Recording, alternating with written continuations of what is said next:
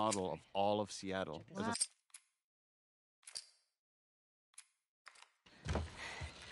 The first kind of like draft we have of all Seattle is Sucker Punch games made Infamous Second Son, which takes place in Seattle. So they gave us a 3D model of all of Seattle as a starting point. And then we just spend a lot of time just like mapping out the entire story and where like Ellie and Abby go. So we have this very intricate map of all the location. And based off of that, we said, okay, now we need a map that they could point to in the cinematic to get us to the TV station as the next location. I remember one of my first meetings, or one of my early meetings at Naughty Dog was with M, and she was, who's a lead designer at Naughty Dog, and she had spent a lot of time figuring out how Seattle would be flooded in the future. So a lot of the actual flooding you see is semi-accurate to how it would happen if there was that much water happening. M was the one that pitched Seattle initially. Oh, really? Because she felt that it had the most kind of unique locations that we could move through and had a lot of verticality within the city. Let's go get Leo.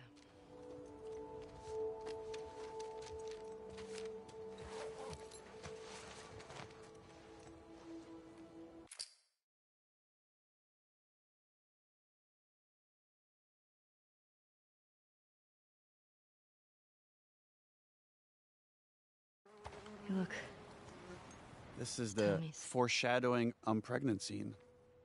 This is my least favorite part of my performance. I'm not kidding. Nauseous performance. It really, every time I see it, I'm just like, that's not good.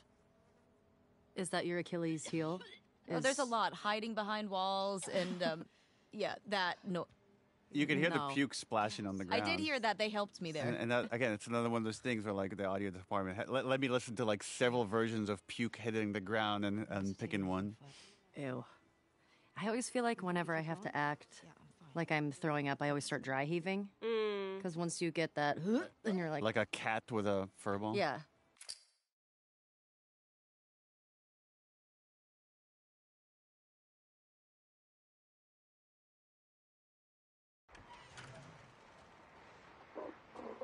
Here's my big moment. This is your big performance. Here she is. Do you say that because that body's much taller than Hallie? Everything is. Those people listening, Hallie's a tiny, tiny, tiny little person. Really portable. Yeah, these scenes are really hard to write, because again, we're trying to make it a character moment, but give you enough information to go forward in the clue chain towards finding who you need. And giving you, new information so it doesn't feel repetitive, right? We're opening up the world progressively with each sort of expository beat as well. There's this really nice beat at the end here where, like, Dina calms Ellie down and takes the pictures from her. That's all of them. It's really nuanced here what you're doing, Ashley, but there's just this like anger that's starting to bubble up as you look at this stuff and like, look at their fucking smiles. There it is. Just looking so happy. There she is. That's her. Laura Bailey. That's the one who killed him. And that's the Last of Us 2 theme, which is like a reverse version of the Last of Us 1 theme that Gustavo created for this. Hey there, Tiger. Yeah. Okay, you can see Tiger. it. How you... it's... Yeah. Support Unit India en route to the TV station. Repeat, support Unit India en route. Yeah, we should get going. Is that you, Hallie? That voice? I was just wondering that myself. I'm Because like, it is you later. I think that might have been you. Yeah.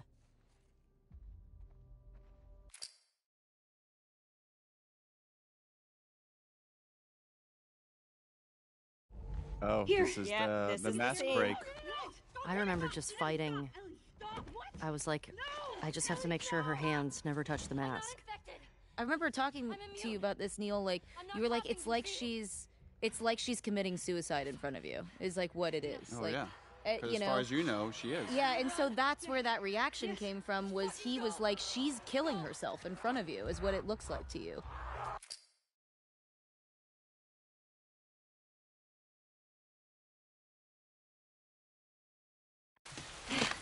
And there it is.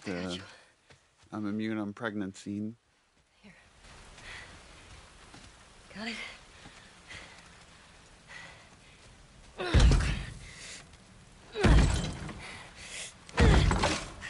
Yeah, it's just this is where the obsession. I think this is the first time it's really getting in between them. That there's now personal conflict starting to form.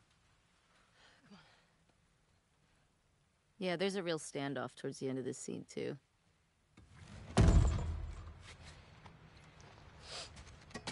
Hallie, do you remember this was your first week at Naughty Dog, and we had an outline. Some of the major beats were there, and you had the idea of like, what if we made Dina pregnant? Yeah, because we were I think it was on my first day, and the problem we were trying to solve was we want these two girls to go to Seattle together. We want to have Ellie to have this conduit to talk about her feelings and maybe this thing to pull her back. But how do we how can we narratively hold Dina back so that Ellie can do a bunch of these missions alone? Because so much of this is about the singularity of the obsession and the loneliness of that and how hard it is to be alone in this world. And I just threw it out there. Let's knock her up. It's interesting too with if you think about the first game, over the course of the journey with Joel and Ellie, is they slowly open up more to each other and reveal more of their secrets. And these characters are kind of doing the same thing. They're both holding back on secrets. So even though it's a very angry scene, they're revealing everything to each other. You were telling the truth. Yeah, bitch. Joel are the only ones who know. I'll just speak the subtext for all these scenes. Please do. New. I found this scene really hard because it was one of the. I mean, we literally. You have two very like big reveals or reactions that could have been like really soapy if I did it wrong. You know, it's like the I'm pregnant and also like the chemical burn. You know, like that. That's really tough. Well, it's and like because I remember we talked a lot about that, which is. You just thought your friend was going to die in front of you. You thought you might have to shoot them in front of you. Yeah, it really opens with so her you being have this like, I'm gonna moment be of alone. like sadness, relief, and also, by the way, I'm pregnant. A lot of the times when Ellie's in severe conflict, she like one of the things that I find very relatable is like suddenly she loses eye contact. Like it just goes inward. Everything just goes into this inward rage that is so nuanced, and I don't know how you could really pull this off in a game a decade ago, maybe, because there's so much beautiful facial that you do that they're able to capture. Yeah, I feel like I talk about this all the time. Like this game, I don't think would have had the impact or any of that without. I mean, there's so many people that make up the performance that you end up seeing and playing, and I feel like you can give it your all, but if you don't have the right people that are sitting there for, I don't know how, I mean, years and years.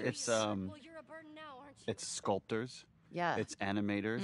It's lighting artists. Even if you don't get the right lighting, the performance doesn't come through. Right. And all that stuff just takes a lot of effort and iteration, like so much iteration to get it right and to try to, that moment we felt on the stage, to draw it out in a CG character is a lot of work.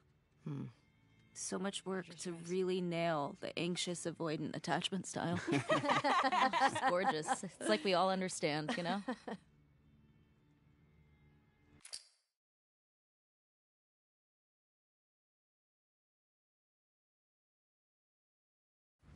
The way she handled it, it's like almost like a religious artifact or something. That there's like it's like a medium. It's like a connection to Joel. Yeah. Well, it is, right? Because we tie it to every flashback. Yeah. Yeah, I love that the attachment to Joel is through music.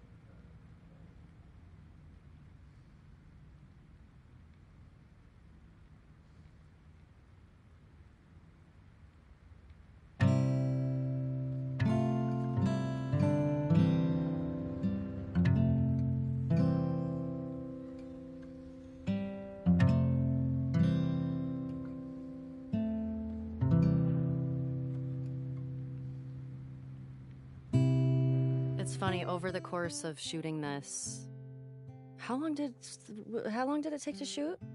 Just Like 3 years? Yeah, 3 years. Well, actually, we shot the trailer where you play guitar before we even made Uncharted 4. Because we had started working on this game, and then the game went on pause for 2 years before we picked it back up.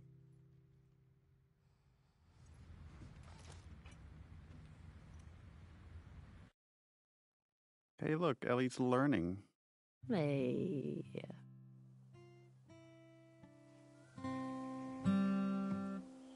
One of the things I really appreciate about your performance, Ashley, is how you're able to so seamlessly jump between these different ages and different levels of innocence that this character has. Thanks.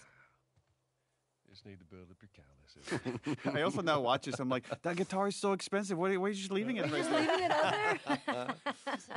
Yeah. Oh, shit.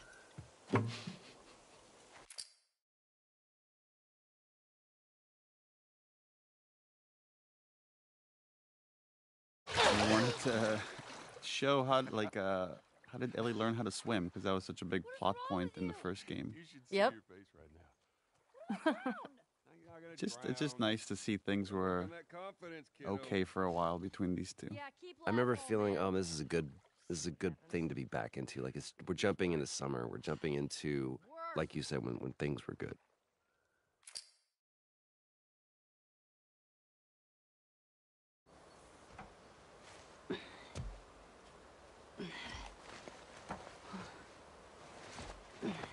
This is a culmination of so many things, right? So for this moment of just Ellie's love of space, of Joel wanting to make this like moment just beautiful for her Walkman. And this idea that Ellie sometimes has such a strong imagination and can go into her own head. Wow. Actually started with the comic book, the American Dreams comic book. So when she looked at the Raj's arcade, she was able to picture it with like children running around. It's like the idea that she's so in love with the old world that she does whatever she can to kind of live in it. Happy birthday, kiddo. And that's we got the idea to really go in her head and make you feel as if she's traveling to space. Take it. There is such a unique nervousness, anticipation, and joy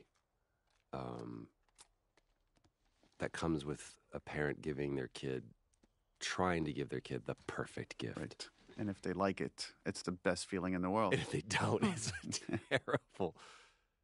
It'll be worth it. Close your eyes. And for people familiar with the first game, the DLC of Left Behind, there's a big parallel here for when Riley tells Ellie, close your eyes. And she makes her picture this arcade game. And it's like as if these two people just know Ellie so well of what would make the perfect gift for her. 15 seconds. Guidance is internal. 12, 11, 10, 9. Ignition sequence start. 5, 4. And again, our lighting team did such an awesome, because there's so much that needs to be conveyed here with just lighting. And so they're animating these lights and then changing the reflection on the glass. There's a lot of tech here, a lot of careful crafting to get this moment. I also love that we're just with Ellie in this moment, you know? It's like you just need Gustavo to do this little riff. That's it. And it takes it over the top. Oh, This- the scene is so beautiful but so sad to me. Just because I know what's coming. And just seeing Joel trying so hard to reconnect and regrow this relationship with Ellie again. You can see his guilt. You can feel at least shame. It's like, but yeah, I watch it and I think it's such a beautiful scene, but there's that level underneath it that's heartbreaking to me. It was really important for us to have these happy memories that are obviously mixed with like some negative feelings she has about Joel and the choices that he's made. But ultimately, I believe the positive, the happy memories overwhelm the negative. Yeah. Well, I think Ellie is so driven by her own shame and guilt, and you need to know why. And it's because there was something worth saving. There was a true loss here. And part of that is her own decision to emotionally protect herself by distancing herself from Joel. But it had a cost.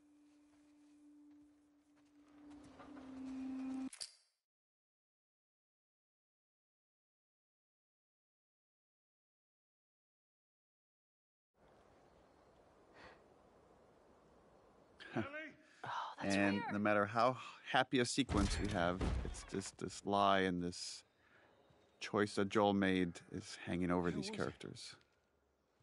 As a reminder for Ellie is like, you can't fully let this thing go.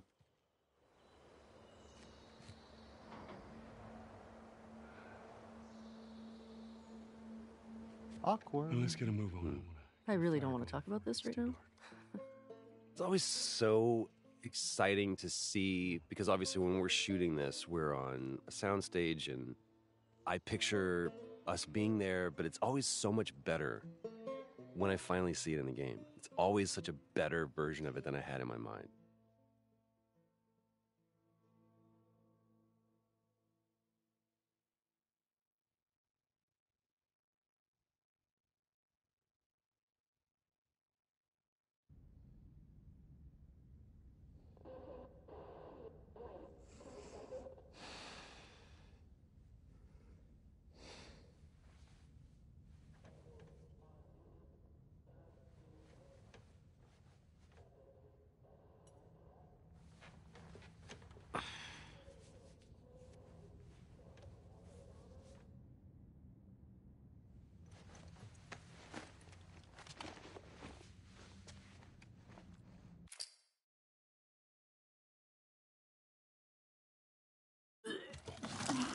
More puking.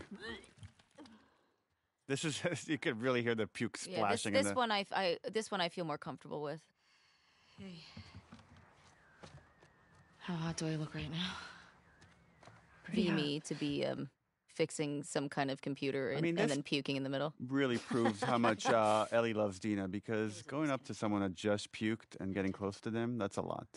I mean, to be fair, she did stay up all night tracking the radio stuff. I know, but she also puked. Like, listen, if I had to date one, I think Dina. Oh, for sure. For sure. I would steer clear of Ellie.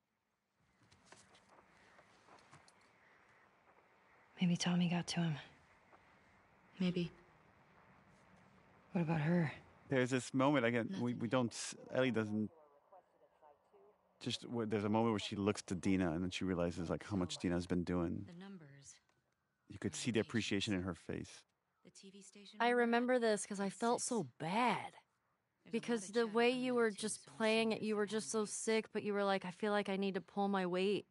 Since I had called you a burden, and I felt like such a piece of shit. This move right here of like scooting in and this back rub thing is such an Ashley move. Well, it's also because we couldn't get too close, because when we'd stick together, otherwise she would have held me. Yeah. Look. Last night was stupid.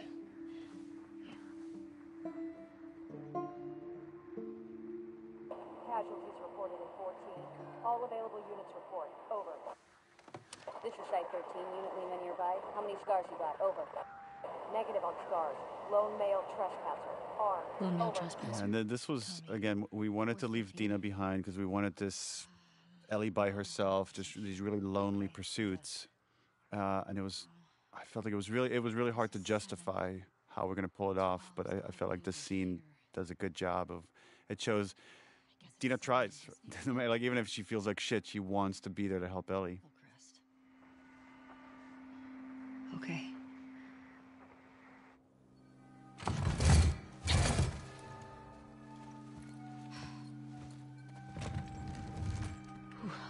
In The Last of Us, there's a lot of totems that come to represent certain people, whether it's Joel's watch, Ellie's switchblade, the guitar that's shared between Ellie and Joel. And now it becomes this bracelet that Dina gives Ellie as a good luck charm. It's like this khamsa, which is a very Middle Eastern thing that was very much in my family.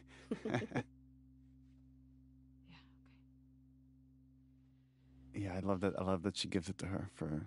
Wait. It will keep her safe. It's a khamsa and an evil eye within it. It's for good luck. I don't believe in luck. Did we ever establish how Dina got that? Whether that was from her sister? I think it was from her sister, but Yeah, that's what's in my mind. But I don't know if we ever explicitly say that. There's a lot of like foreshadowing here too, of like the splitting up, and then later the splitting up at the farm.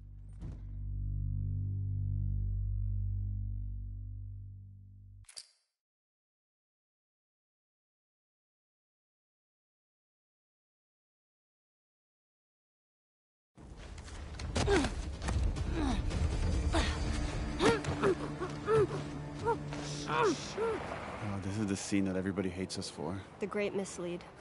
The great mislead. Yep. I guess maybe we should talk about that.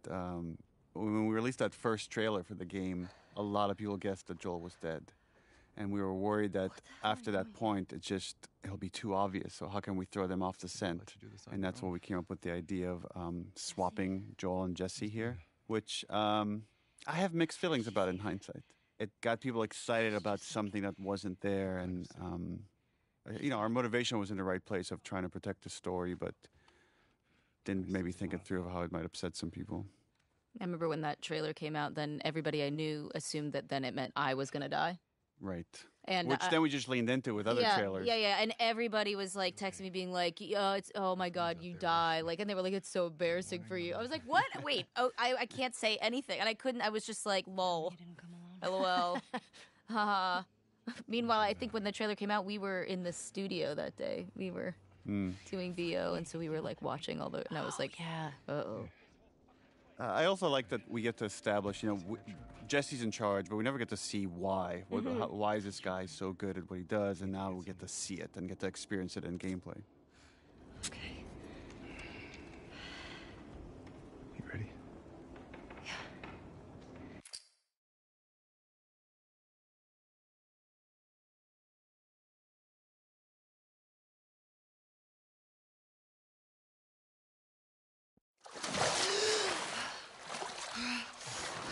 Yeah, and then The Last of Us, unlike Uncharted, we don't rely as much on set pieces, especially big stuff like this, but this was such a climactic level that we called Rescue Jesse, that we wanted this climactic driving sequence where they crash in the water. And then there was a lot of debate of like design-wise, do we want to walk all the way back to the theater? So decided against it. So this was just to set the tone that Ellie and Jesse got away. They are not being actively chased. And this is just a little trick that we do is pull the camera away from them, and then that will allow us to cut to where we need to place them.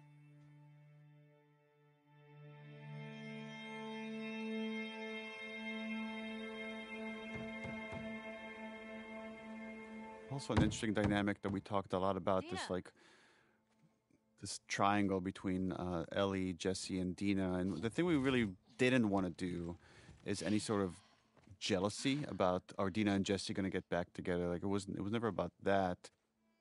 Oh my God. But it was just more Ellie feels isolated. Okay. And in some ways, I'm curious to hear what you think, Ashley, but I think she kind of wants to be. She doesn't want to be part of this reunion, and she just wants to dwell on what's next. Yeah, I mean, that's how I feel like I was trying to play it, because I can relate to that.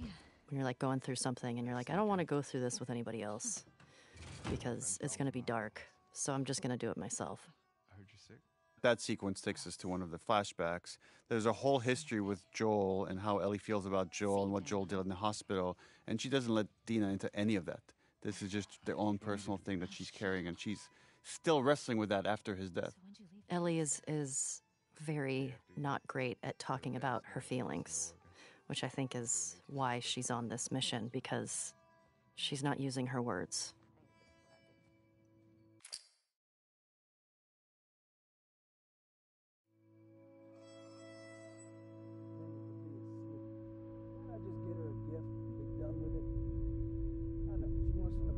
That's very much a parallel to the first game where after the David sequence and Ellie's lost in thought, and then it's like Joel saying, Ellie.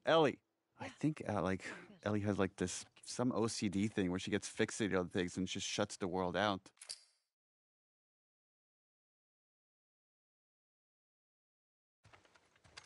I love how funny Jeffrey is in this scene. Mm-hmm. He's such a yenta. Yeah. Y'all shooting up there, right? Oh, just some stragglers. Ellie got to try out my scope. This was a fun scene. How'd you like it? Yeah, feels good. The two adults don't really understand what's going on, which is Ellie is like this resentment or this curiosity, whatever it is about what Joel did is growing. And this thing that she thought she could let go, she can't. And they just attribute it to like, oh, teenager. She's being a teenager. Well, there's that music store down there. I bet they got guitar stuff. Maybe you should just take him out for an ice cream. Maybe you guys should just hang out. I love how he did that lane, and I love the tapping of his foot under the table. What do you say, kiddo? Yeah, sure, Joel, whatever. He's so excited. And that's our cue. He's like, I did my job.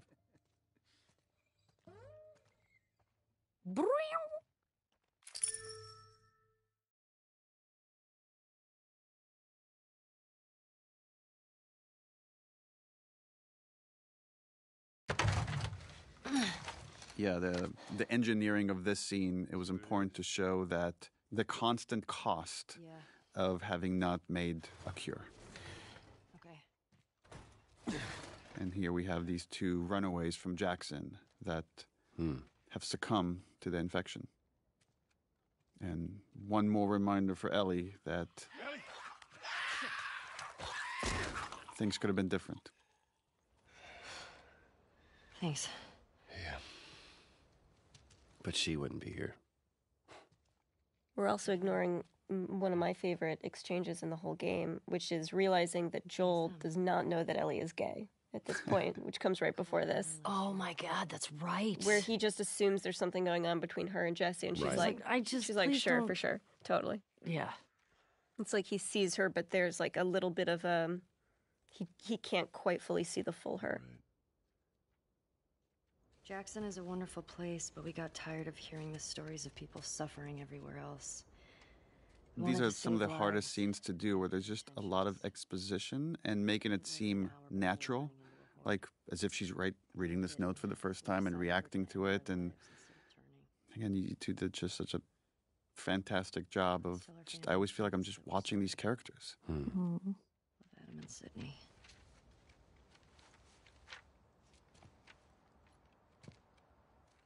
I love the lighting here. Just the way it's framed and silhouetted. It's so Into simple. the wood. Planks. So pretty.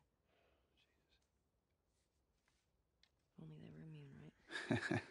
That look, it's like she's trying to egg you on to start this conversation. Let's go get Tommy and we can get these bodies back to Jackson. No. Let's talk about this right now. After you took me out of the Firefly Hospital,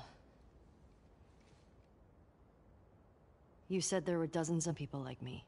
This is the moment he's been dreading, right? Being confronted head on again with this lie. Yeah, that's what they told me. I've never met another immune person before. Have you? Small details, like we had to do different versions of the tattoo. You could see she's got it outlined. It's not filled in yet at this stage. Do you believe that? There's something about a child confronting their parent, the standing in their power, and how trepidatious, even though like she has the conviction of her argument, right? But just how it still is a thing to stand up to your parent and see me as an adult. Why did you pull me out of there while I was still What he's doing here is kind of fucked up, though, because he gaslights her. He's saying is like, you're bringing this up now next to these bodies, and he's making her feel shame for having just brought up this topic. Right. Maybe if you just would have given them more time, they could have figured something out. There was no cure. That is what I've been telling myself. There's nothing that could help these people or anybody Like, else. how many times have I told myself this? Like, if she ever asks, this is what I would will I tell say? her. Yeah. I know you wish things were different. I wish things were different. But they ain't. And he just shuts it down. Mm-hmm. Again, it's such great performance with very little dialogue, but you can see how it's just breaking her heart because she doesn't believe any of this. No. Is there something else you'd like to rehash?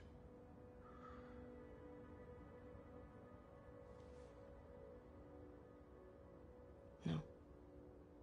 No, because you'll just lie about it. Yeah, that to me is the greatest sin. And the way you're delivering that no, it's like there's a challenge to him. Like, okay, if that's what you want to say, then we'll go with that. Yeah, because it's just like, no, I don't want to rehash anything else because you're just not going to tell the fucking truth again. I gave you a chance. Yeah. Yeah. Ending images. Hmm.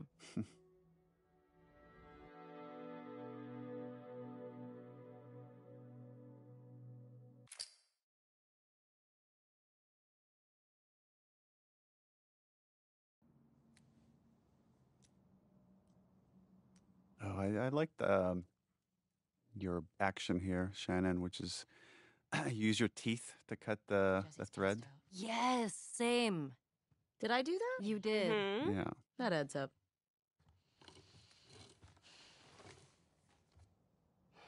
There's so much survivalist intimacy in this game. Yeah. He's a good guy.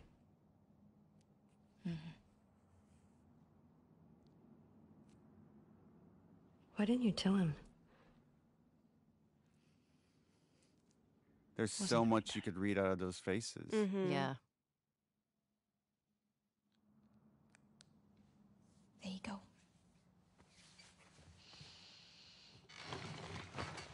What about this? Anything worthwhile? And there's that fucking map Yeah, this again. is this is where the conflict starts to bubble back up between these two. It makes it so much more sad because it's like, just stick with Dina. Look how you have love and care. It's so interesting because it's what The Last of Us is about. It's like Yeah. within this room right now, you have like two kinds of love. There's this very positive one with Dina, and this kind of negative one of like, I gotta get the people that hurt the person I love, Joel. Wait, you're gonna go now? Yeah. And where now the negative one is trumping the positive one. Just wait for Jessie to rest up. She could be gone by then. She's got to make the lamb stop screaming, you know? We know her location. And she's using Tommy as an excuse in a very minor way now, and a much more significant way later. And it's funny. It's like all these like Maria, Tommy, and now Dina realize I can't convince her otherwise. She's just gonna go do it. So all I could do is support her.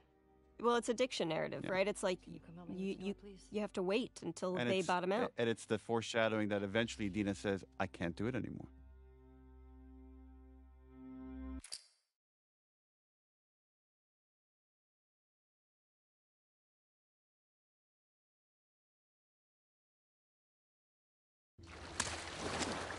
Oh, Hotline Miami. Or as this lady is so famously known as Vita Girl. Oh, yeah, 'cause she's got a PS Vita. Name Nora. Sure, yeah. And yeah, this scene was already kind of like laying out hints that We're in the hospital. even if Ellie's trying to avoid violence, it's going to find her. Right? So she doesn't mean to kill this person. You gotta respect her efficiency, though. I mean, One shot. one shot wonder. Mm-hmm. No looking back either. Straight to gameplay.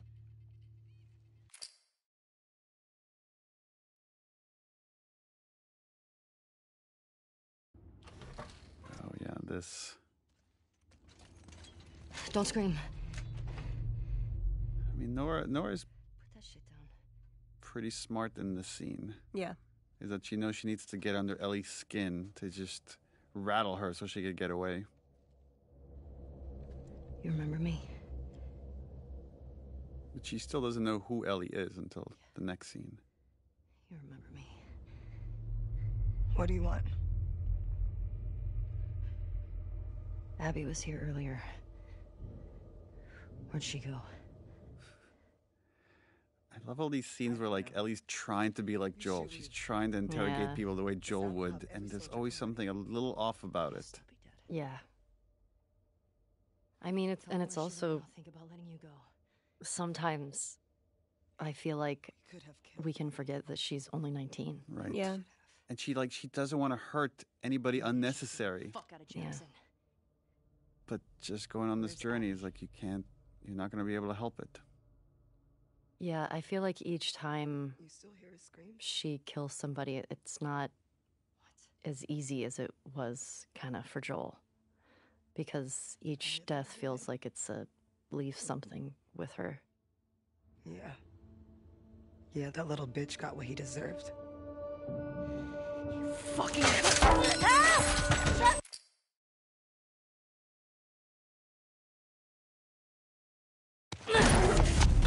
These little opportunities where we wanted Ellie to use her superpower, which is her immunity, to get out of these like precarious situations.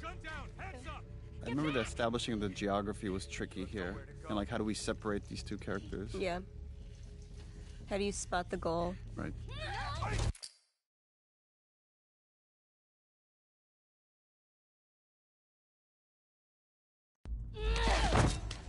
There's this progression that with each one of these like revenge kills, we wanted Ellie to lose more and more of her humanity in a way that she doesn't even understand what is happening to her.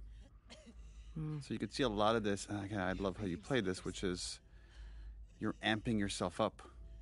You kind of know what you're going to have to do here. And having the willpower, again, to hurt someone to such a degree. Yeah, there's a bit of a trying to stall a little bit. Like maybe there's some other way out of this. There are no fireflies anymore.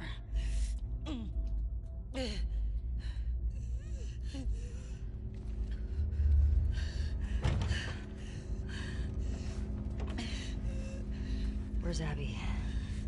Yeah, now we're at a point where she thinks all she needs is Abby to feel better about the whole thing. And that's where it feels like you can feel that she's still a kid because she's looking for this thing to try to fix it, and that's not it. It's interesting to think about the scene from Nora's perspective, which is like how much she's willing to sacrifice to try to help her friend. Mm. She's bracing herself because she knows what's She coming. knows. Like, Nora's a pretty commendable character Yeah. from the Yeah. other side. And it was important just to add this little bit of interactivity to make the player complicit in this.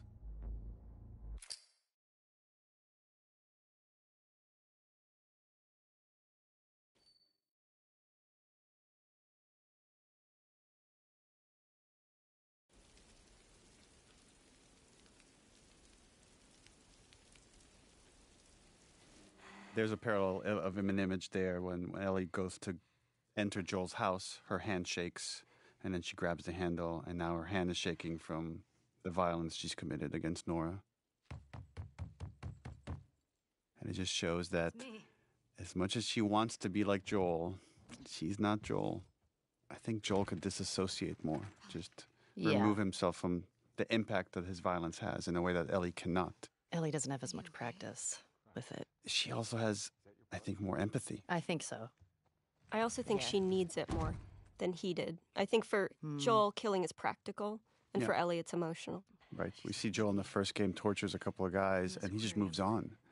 And then Ellie just did it, and it will forever change her. Yeah, that's not something you can take back. The torturing we've seen of Joel's has always been toward a productive purpose, right? It's to help or to save or to learn in a way to be a protector. And Ellie is just a destroyer.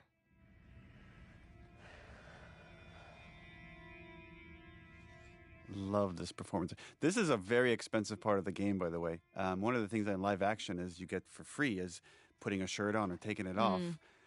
In a CG world or in video games, it's extremely expensive and hard. And we had to write this whole physics simulation on this shot, this right here. This is so tricky to pull off. We're seeing it at the same time that Dina is seeing it. Like, look how beat up she is. Look how much she's already gone through. Often when you play video games, your character or any of the characters in the game are impervious, right? They live or they die. It's pretty binary. And this allowing us to show the wear and tear on her body and allowing the violence to have an impact, not just emotionally, but also visibly, again, humanizes all of the characters in this game. There's so much happening there with almost no dialogue.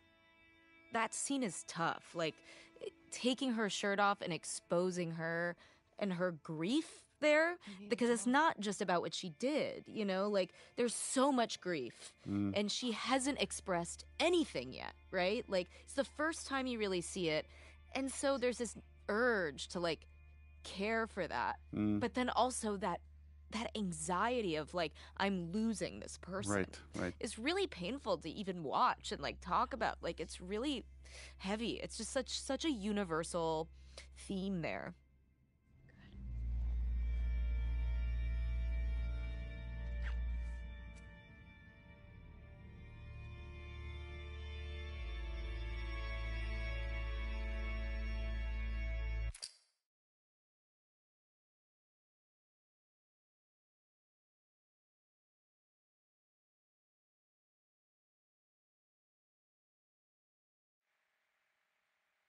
I was one of the ones. Right. Oh, yeah. And the girl. We talked a lot about how could Ellie draw the truth out of him. And even when confronted with facts, he might not say the truth. It's what makes him ultimately do it is the threat of, like, I will disappear and you'll never know my fate. And that's the worst thing she could threaten him with. A lot of iteration on this horse animation right here. I'm trying to make it as believable as possible. This hug. Just the unrequited hug. I've definitely had those moments with my kids where it's like they're mad at me over something. You talk to me. I feel like it's such I mean, as thinking of, like, when I was a kid, it's so hard to reciprocate a physical hug like that when you're so angry. Mm-hmm.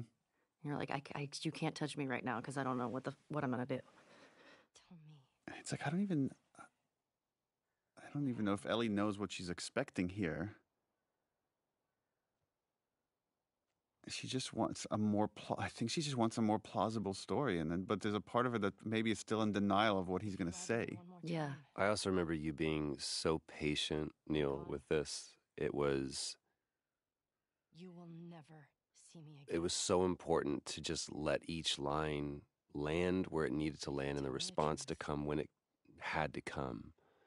I'll go back to Jackson. Because we did this a lot of times.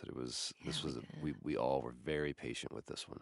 I love watching your performance right here, Trev. Like Joel doing the math of, like, do I say it? Do I not say it? And then right here, he's resigned. He's going to say it, and she just needs to push him over the edge. But look at him. He's so torn. It's so great.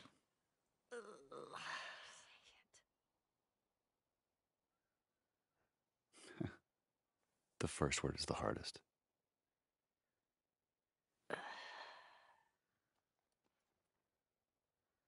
And he does need to spell the whole thing out for her because she knows. Yeah, she knows what this meant. Would have killed you.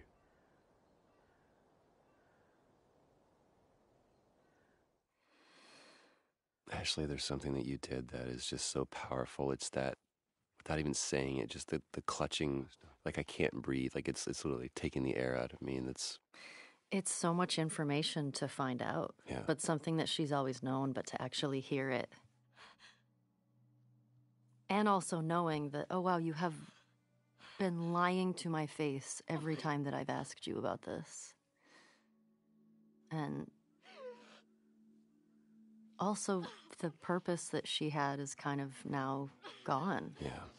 Well, the sacrifices that all the other people made, right? Which is like Riley and Tess and Henry and Sam and everybody along that journey. Yeah. Yeah. Going that whole journey in it. What was it? It can't be for nothing. It can't be for nothing.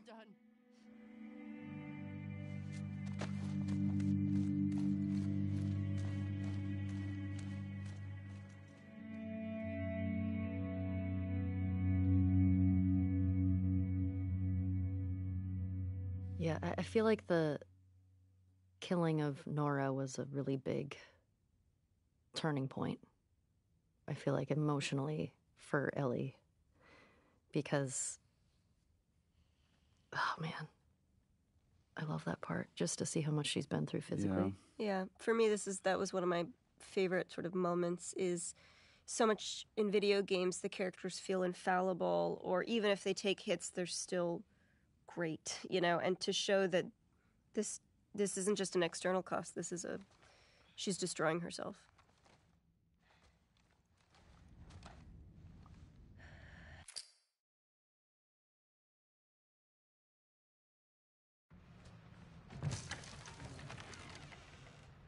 Oh.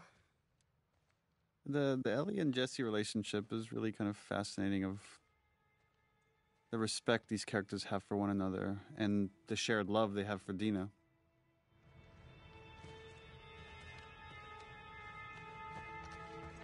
Yeah, this was a cool shot of just showing what's at stake. We just keep pursuing this thing endlessly. I aspire to be Jesse when I grow up. Me too. Yeah. Such a good dude. She had a rough night. Also the idea of secrets, right? Characters holding on to these secrets, right? The idea that she's pregnant is a secret that Jesse figures out. Is she pregnant?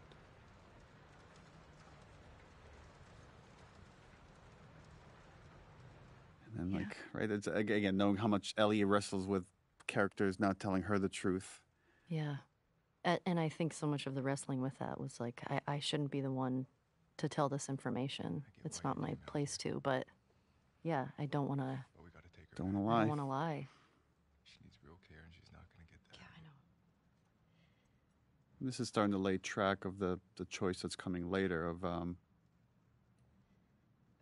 can't just leave Tommy as rationalization. Now that she had some time away from the torture, the obsession, the call of the hunt is coming back up. Maybe you could the justification, which again has learned from Joel. Yeah, whittling these scenes down to just the bare essentials, just to make them as tight as possible, to get back to gameplay. That was quite a bit of iteration. Which I feel like speaks so much to what you all do at Naughty Dog, is like the scenes don't have a ton of dialogue, and so much of it is just through looks or movements. Yeah, well, we're in a privileged position in that we have the budget and the animators and the talent that could translate what you're doing on stage pretty much one-to-one to what comes out on screen. But it does take a lot of effort. Let's go tell her we're leaving then. I'll just meet you. No. Yeah, he's got a lot to process, right? It's just... Yeah, he just found out he's a dad. He just found out he's a dad. And this is this goodbye, because any one of these excursions, you might not come back. And Ellie's surrounded by all these people that want to support her, and they don't quite understand the darkness of the obsession. I need you to lock the door for us. How do you leave that little punim behind? I know. Look at her.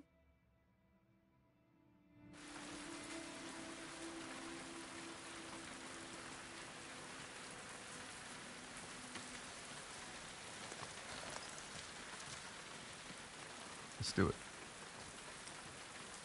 Your map showed the aquarium along the shore. Should be down.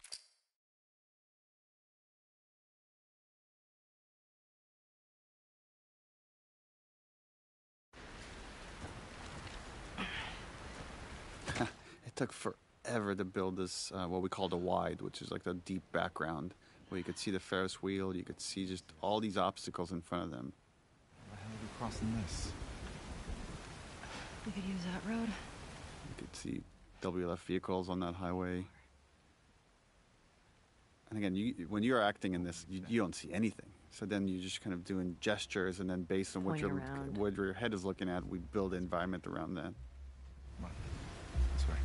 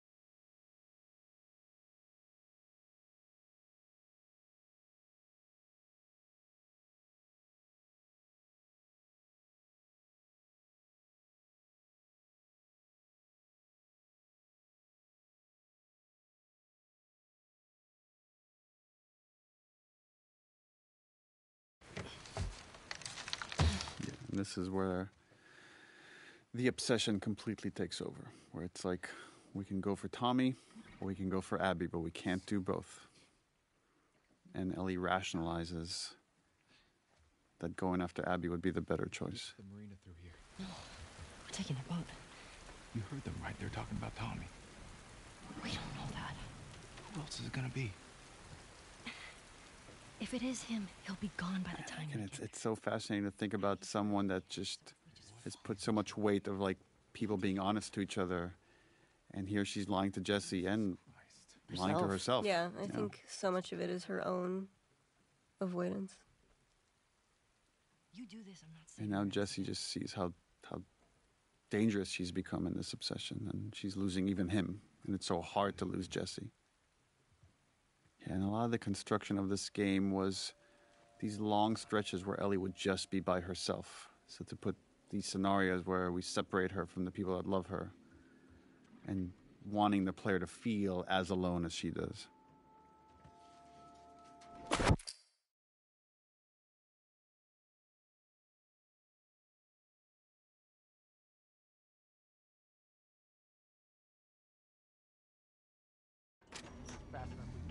People don't come back from that island. The roughest scene in the game? Ugh. One of them. I'm not fucking going there. Then don't. Ashley Birch, Patrick Fugit. Seeing these glimpses of this other crew and not quite understanding what this fight is about or what the conflict is. Hands up. Only later just getting the rest of the context. And this is Ellie trying to be Joel. Ellie trying to do the Joel technique of... And this is another one of the situations where Ellie doesn't want to kill them. She just wants Abby. But the situation gets away from her.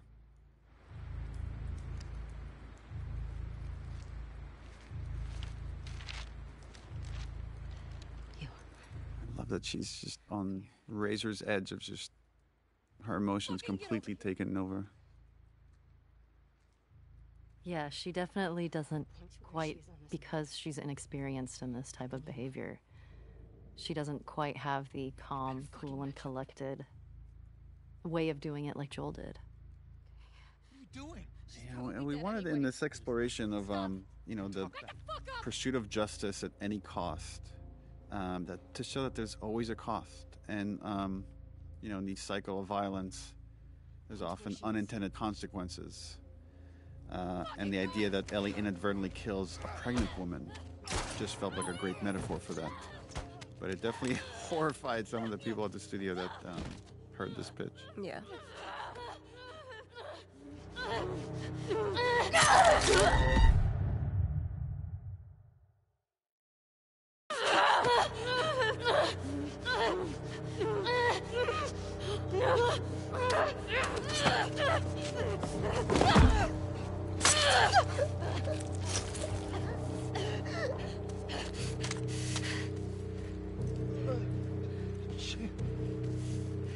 It's an interesting question of, at this point in Ellie's obsession, what could she see that would make her pause, that would make her seriously question after torturing Nora, after leaving Dina behind?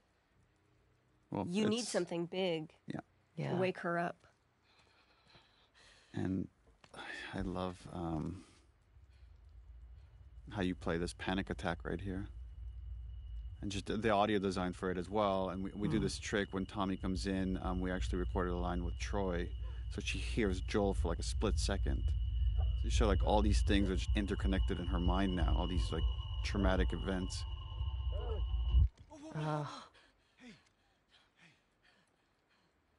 Yeah, she's not built for this. And just show what a good guy Jesse is. It's like he went and got Tommy and said, "We got to hurry and get to Ellie at the aquarium." Mm-hmm.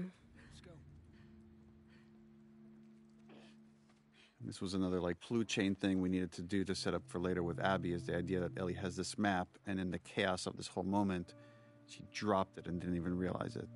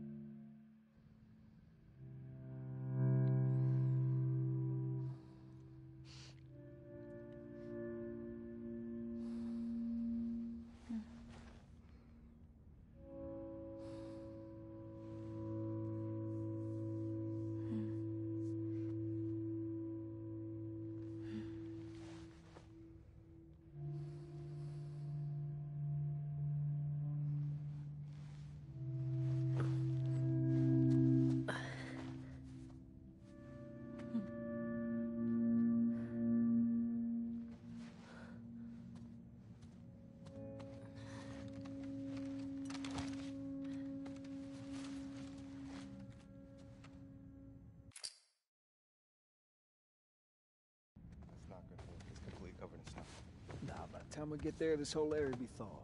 Yeah, this is a bunch of obsessed characters, except for Jesse. Jesse is the most moral character in the story. What are you guys doing? That all have to accept Couldn't sleep. that it's time to go home. Come take a look That at it has to be okay if Thought is to head home via Ellen. some of them get away with it.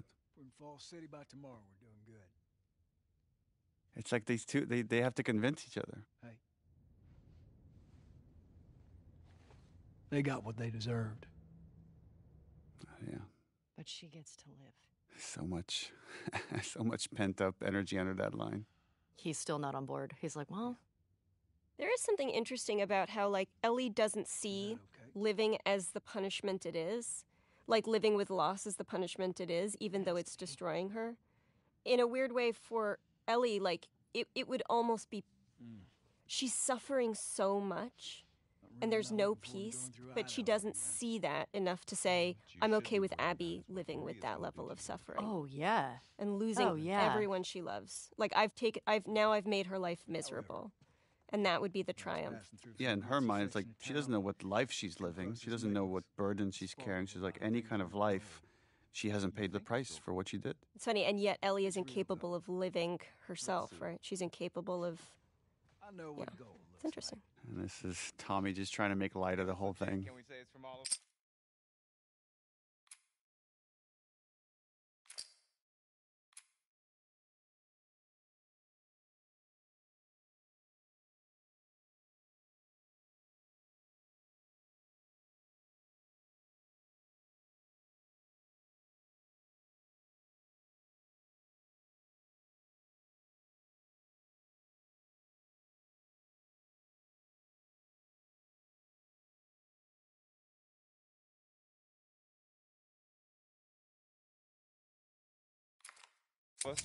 Ha!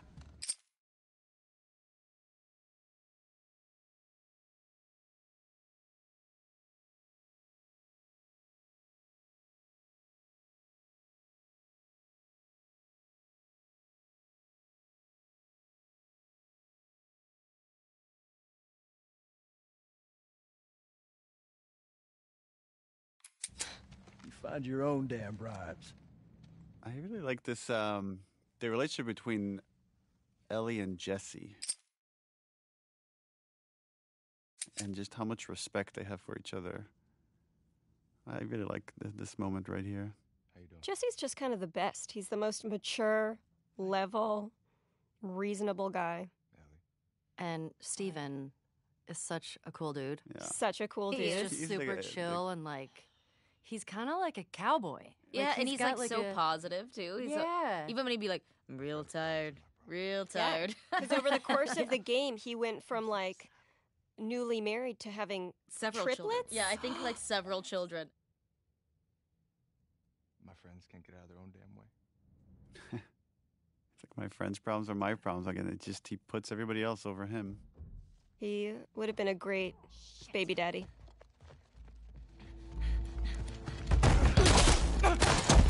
And no good deed goes unpunished. Ugh, Hands in the air, I shoot this I love how abrupt it is. me too. Get out of here! Stand up! Now! Don't you fucking dare! Shut the fuck up! This is one of the few scenes that Ellie and Abby are together. And when we're making the game, it felt like we were making two very separate games with Yeah. two different casts of characters. And then when they combine, it was such a strange feeling. Toss your weapon! I know why you killed Joel. He did what he did to save me. There is no cure because of me. I am the one that you want. And she doesn't get it. Just let him go.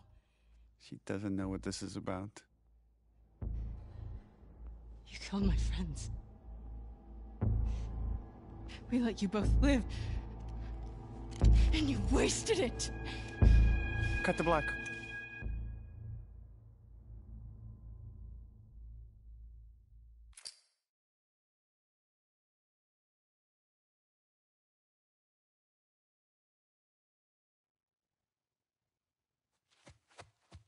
Dad? Baby Abby. You can tell because her braid is so much.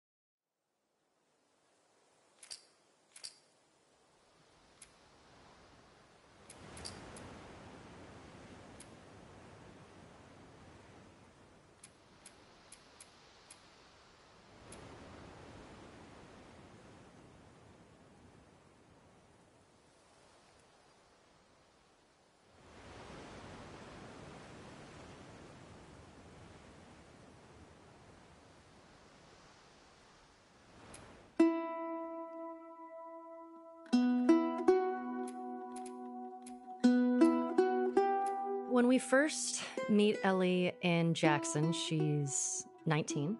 She's going out on patrols. She is a little bit more confident in who she is.